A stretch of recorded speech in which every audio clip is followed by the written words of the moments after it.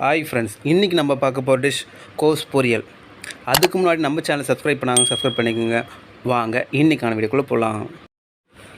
காஞ்ச கடாயில் எண்ணெயை ஊற்றிக்குங்க.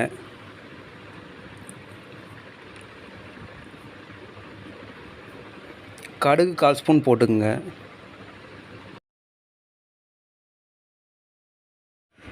ரெண்டு ஸ்பூன் அளவுக்கு கடலைப்பருப்பு உளுத்தம்பருப்பு சேர்த்துக்குங்க.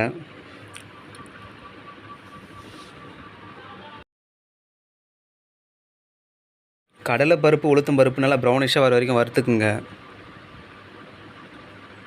ப்ரௌனிஷாக ஆயிடுச்சு. கருவேப்பிலை சேர்த்துக்கலாம்.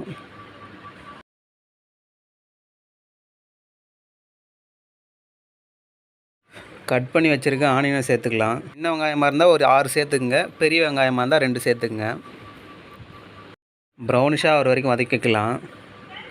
தக்காளி சேர்த்துக்கலாம். இப்போது சின்ன தக்காளி தான் 3 சேர்த்துங்க, பெரிய தக்காளி தான் 2 சேர்த்துங்க.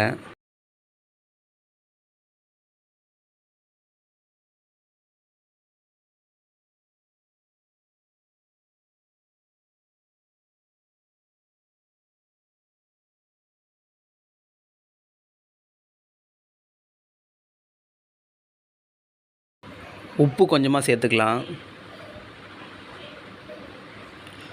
உப்பு சேர்த்துக்கிட்டால் சீக்கிரமாக வதங்கும்.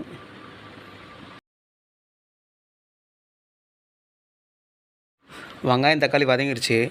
இப்போ கட் பண்ணி வச்சுருக்க 1/2 கிலோ கோஸை ஆட் பண்ணிக்கலாம்.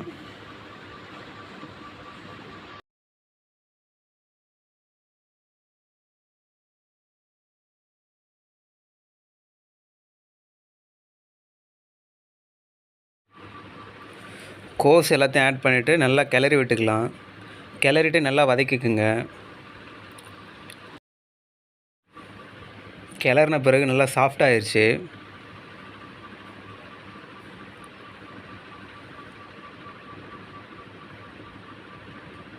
பார்க்கவே நல்லா அழகாக இருக்குது.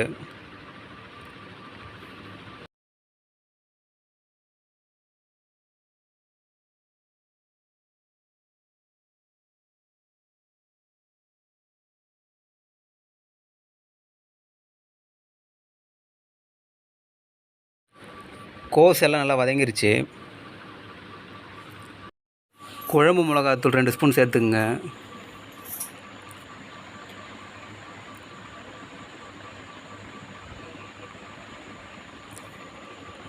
உப்பு தேவையான அளவு.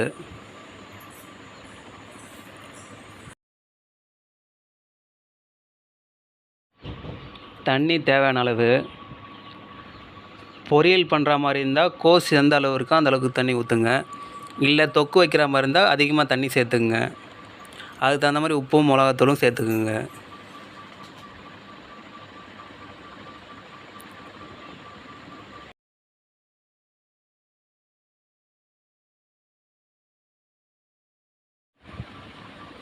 எல்லாத்தையும் நல்லா கிளறி விட்டுங்க. கிளறிட்டு தட்டு போட்டு மூடி வச்சுருங்க. வெந்த பிறகு எடுத்துக்கலாம். கோஸ் எல்லாம் நல்லா வெந்துருச்சு.